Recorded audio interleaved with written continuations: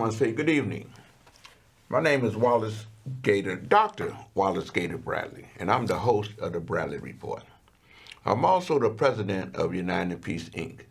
And as my viewing audience know, this show is presented by United in Peace, Inc. The issues that's on this show, especially today, is put together by none other than the chairman of United in Peace, Inc., who is also my wife, Dr. Terry Marsh Bradley. A lot of things has happened since last week. We had a wonderful Easter. The Pope has died. The president and the president, I could say, of Ukraine got a chance to sit down face to face while they was at the funeral to try to bring about peace. Today is also the 100 days that the president has been in office. I say those things because my wife and I, we believe in informing a public and letting them, can I say, share their opinions with others. And my wife's name is Terry Marsh Bradley. I know I told you I got to say it again because sometimes she be on my mind like that. The mayor is going to Springfield to try to get help. The governor is in Springfield saying he's trying to get his budget in order. The lieutenant governor has announced that she's running for the United States Senate because Dick Durbin made a decision that he's not gonna run for re-election. And if we got time, I'll bring you an update on my situation with me trying to earn my $312,000 from helping an individual that had life get freedom and get compensated to the tune of $8,750,000.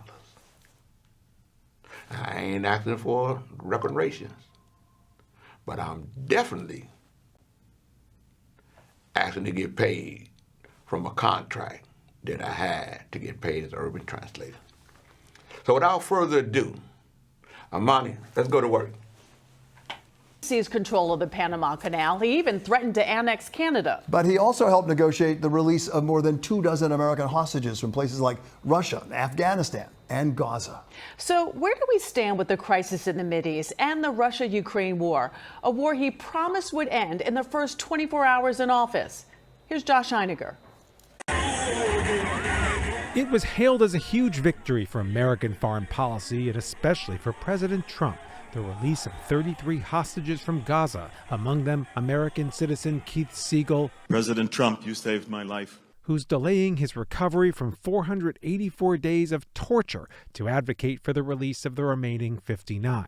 Last month in Washington, he told me it's all up to Trump to finish the job. I really feel that President Trump has set the hostage crisis at high priority and that he is continuing his efforts to move forward, and they are in a life-threatening situation. It's urgent to get them back. The problem is, no sooner did Siegel come home early this year, the progress stopped cold. So we're going to develop it. As Trump spoke of buying Gaza and clearing Palestinians out, the ceasefire ended. Fighting picked up right where it left off, and a president who campaigned on ending wars ran headfirst into reality. It's very hard for him to claim a victory anywhere. Stephen Cook is a senior fellow at the Nonpartisan Council on Foreign Relations and says the Middle East, where Trump revived a deal negotiated months earlier by the Biden White House, is just one example of a world still on fire. Candidate Trump promised to extinguish the flames from Gaza to the war in Ukraine. I'll get it done before even becoming president. But 100 days in, Russia is still bombing Ukraine. Trump, You're not in a good position. whose Oval Office blow-up with Ukrainians President Volodymyr Zelensky made headlines around the world, has now resorted to yelling at Russia's President Vladimir Putin on social media. These are really hard problems. President Biden wasn't able to bring the Ukraine war to an end, wasn't able to resolve the situation in Gaza, wasn't able to get the Iranians into a negotiation. Of course, he was criticized by President Trump and others for all of those things. And when it comes to Iran, Cook says recent talks geared toward reducing that country's nuclear weapons program look a lot like the Obama-era deal Trump killed in his first term. I'm just a dad and want my kid back. And as for Gaza, Israel won't settle for anything less than the destruction of Hamas, which won't release the hostages unless the war ends. It's the hostages and their families who are caught in the middle. Brooklyn-born Ruby Khan, struggling to get the remains of his son Itai, one of 5 Americans Hamas still holds. President Trump has spoken about America first. And I say, when it comes to America first, what about the remaining 5 U.S. hostages? Josh Einiger, Channel 7, Eyewitness News. You know, the wonderful thing about independent journalism, the importance of PBS, the importance of CAN TV. With all that you just witnessed, within his 100 days, how could they not make mention of terror and how it's destroying the global economy, and how what Trump has done with the tariff is interfering with America's economy. And how could they miss, in my opinion, one of the most important things of his 100 days was sitting down with the president of Ukraine to talk about peace at the Vatican. But I just gave his opinion. But you know what I'm talking about because you saw it too. The next thing is this. That's national politics. But everybody know that politics is local. So without further ado, Amani, let's go to the next piece.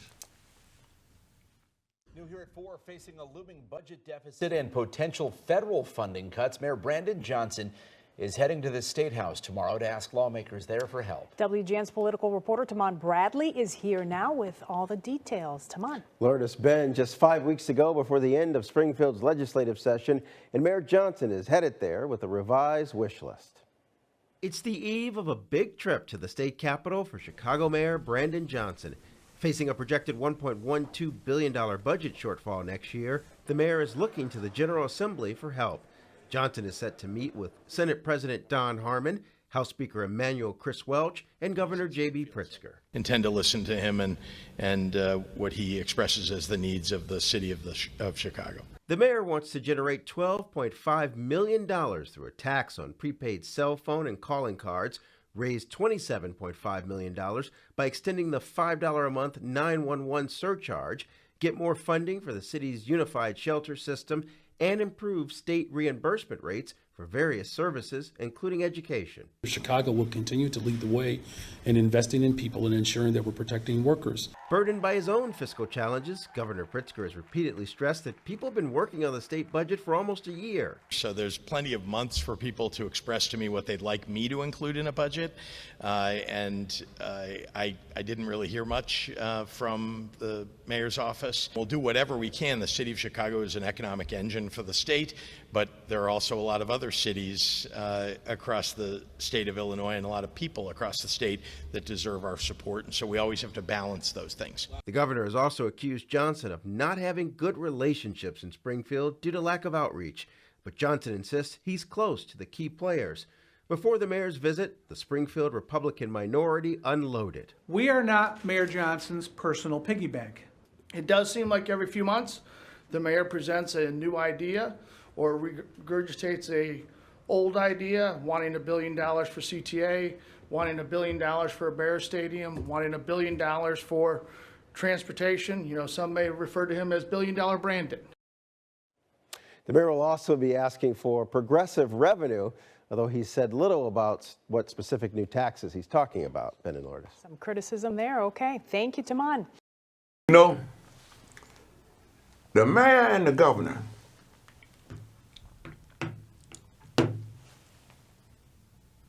I believe they're going to come together, and that's the wonderful thing about compromise. The mayor may not get everything that he wants, but for the sake of unity, the mayor and the governor are going to come together because of what Trump is doing.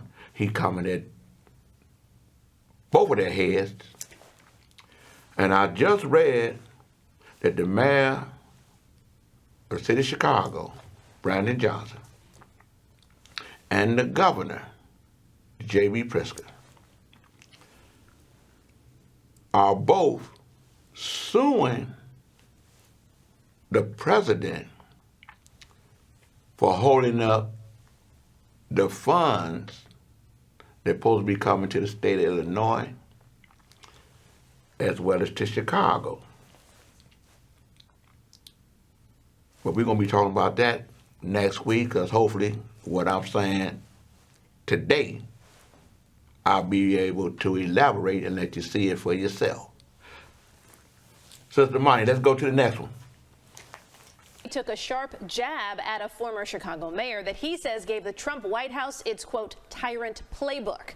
Political reporter Chris Ty is here now with who he's referring to. Chris. Joe and Erica, several things happened in the first few years Rahm Emanuel was mayor. Teacher Brandon Johnson at the time became a CTU organizer, helped plan out the 2012 teacher strike. Followed 1 year later with Rahm closing 50 CPS schools. With that as the backdrop, this is what the mayor had to say today about the political playbook of Donald Trump. The playbook that Donald Trump is running is a playbook that Rahm Emanuel executed in this city. We didn't get here because we just happened to have a tyrant in the White House. We got here because someone gave him the script. And the shutting of schools, the firing of black women, privatizing our public education system is why the system is as jacked up as it is today. Today, a direct shot. In the early days of his term, the two met on the 5th floor of City Hall. So help you God. And just last month, Johnson reportedly asked for advice from Emanuel ahead of Johnson's testimony on Capitol Hill. At the start of this year, Emanuel signaled an interest in returning to public office. I'm not done with public service, and I'm hoping public service is not done with me. On that topic, Johnson said, now he is prancing around this country asking people to reconsider him. It is not just frustrating, it is beyond offensive. On another matter, things continue to get serious between the Bears and Arlington Heights. The suburb signing a $200,000 consultant to make sure the dollars of the project jibe with what the Bears are forecasting. Money the Bears will ultimately reimburse Arlington Heights. Do you believe that this is a leverage play by the Bears to kind of make it look like, hey, we're very serious out here, to put pressure on you? I don't see this as pressure. I don't mess around and play in that sort of puerile approach towards governance. The mayor of Arlington Heights believes the Bears are operating in good faith and that this is not a leverage play to box in the city of Chicago. As for Rahm Emanuel, we reached out to the former mayor today for a comment on Mayor Johnson's comparison, but we did not hear back. Live in the newsroom, Chris Ty, CBS News, Chicago. Chris, thanks. You know, the most wonderful thing I can say, and again, it's just my opinion. I never thought that I would find something wonderful that Trump has done within his 100 days. What do you mean by that, Gator? You got to be insane. No. Because of what Trump has done, and everybody knowing, it's not my opinion, everybody is knowing, he's lied here, he lied there. I'm not talking about lying down to get no rest. They say he lied about this, he lied about that, he lied about this, he lied about that. Liar, liar, liar, liar, liar. After seeing Mayor Brandon Johnson standing up and let everybody know what Rahm Emanuel has done and what Trump has done, and what all of us in Chicago know that what he's saying, Brandon Johnson, is the truth. So we're always looking for truth, so we got to applaud Trump for lying so much that everybody say, hey, let's hear something new, which is the truth. Let's get to the next one, Sister Monty. It's Tammy Duckworth and Juliana Stratton. I wanted to share why I'm so excited to be endorsing Juliana for the United States Senate. Juliana has a proven track record of delivering progress as our lieutenant governor, raising the minimum wage, protecting women's rights, and investing in 21st century economies. We need fresh voices like hers in DC. She has the energy to keep getting things done. Juliana's experience coming up in public service and raising her 4 daughters while simultaneously taking in her mom and caring for her is something I share, and it gives her the perspective to truly advocate on behalf of middle-class families. She and I understand the challenges working families face, the struggles, hard choices, and yes, the joyous wins too, because we have lived them. Juliana has a grit, tenacity, and fearlessness needed to fight for Illinois and be an incredible partner to me in the United States Senate, and I can't wait to see what she gets done. Join me in supporting Juliana. Thank you, Tammy. Illinois, I need your help in this fight. Please visit julianastratton.com and join the team today. Let's work together to stop Trump and to help communities across our state flourish. You know, I know this woman, and you can Google Wallace Bradley. When it comes to electing an African-American woman from Illinois to the United States Senate, and I'm being humble when I say this, I was very instrumental in helping to elect the first African-American woman by the name of Carol Mosley Brown to the United States Senate. She just happened to be from Illinois. First time I met Juliana Stratton, it was because the state representative was a Democrat. And he went with Ronner, who was a Republican governor.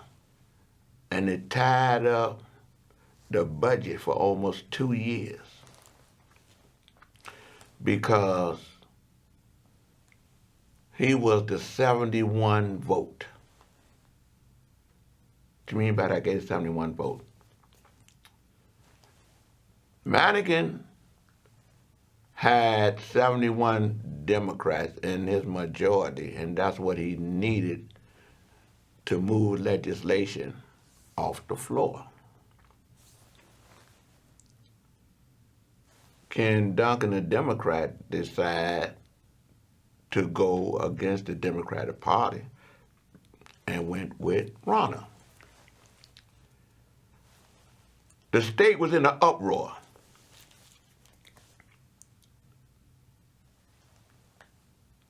Jesse White, 27 Ward committeeman, and others was looking for someone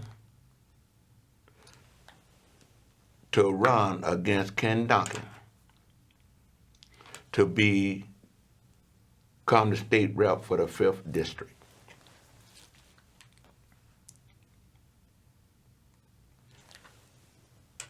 In the 5th District was the 3rd Ward and the 4th Ward,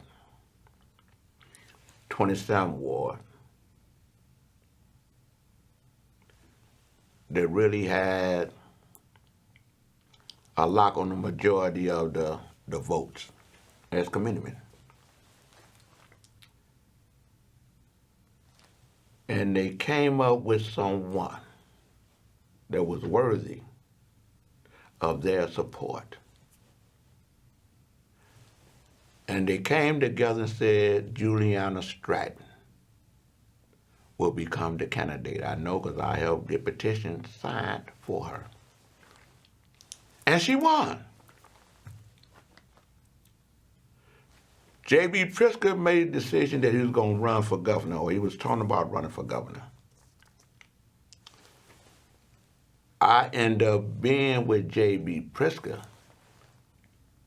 before a lot of people made a decision that they were going to endorse JB Pritzker. I went with JB Pritzker. You can Google this.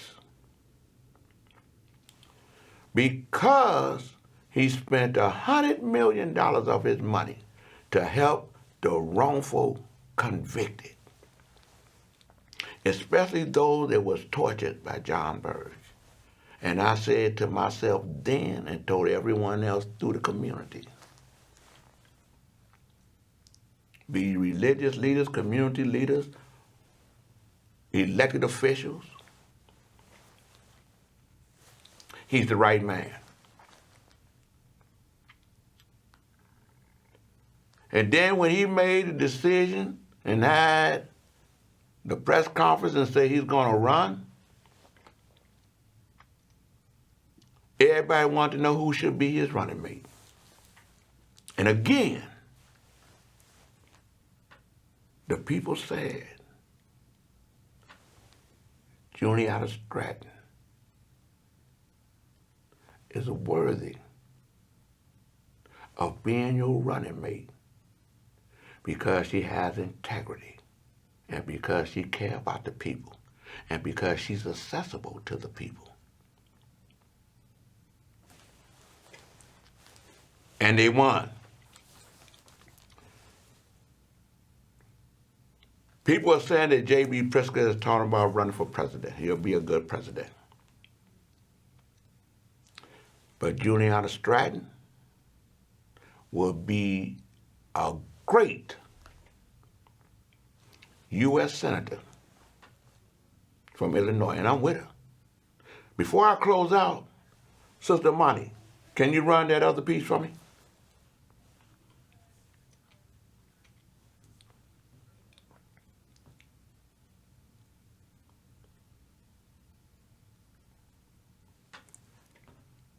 Right.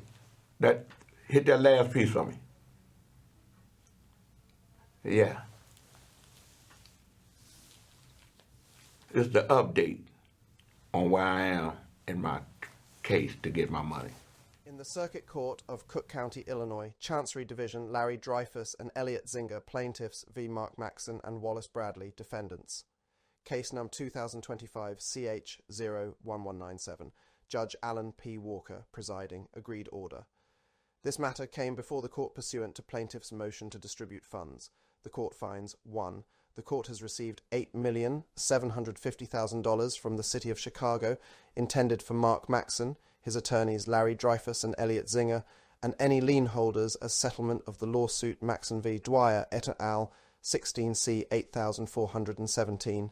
2. Funds not in dispute shall be distributed to the individual parties as entitled. 3. A dispute remains regarding Leon claimant Bradley's demand of $312,000, potentially amended to $429,000, for Leon claimant requests $429,000 remain on deposit with the court. 5. On March 13, 2025, counterclaimant Maxson filed a complaint for declaratory judgment. 6. The parties agree $8,321,000 are undisputed and shall be distributed as follows. Elliot R. Zinger, $1,504,658.90. Larry M. Dreyfus, $1,567,749.80. Mark Maxson, $5,248,591.30. The court orders a plaintiff's motion to distribute funds is granted. $429,000 shall remain on deposit to resolve the lien claim. The remaining $8,321,000 shall be distributed as outlined. Leon claimant Bradley has 30 days to respond to the complaint for declaratory judgment. Any interest, claim, cause, or defense of any party in this case that relates to funds that were distributed to any specific distributee shall follow and attach to the funds distributed to that distributee. This matter is continued to May 19, 2025 at 10 a.m. via Zoom video conference. Entered, Associate Judge Alan Price Walker, April 9, 2025. You know, I want to say, let's keep Illinois blue. Let's keep Cook County blue. Let's keep Chicago blue. And with that, I want to say, to God be the glory to you. And this is Gator Story. Peace.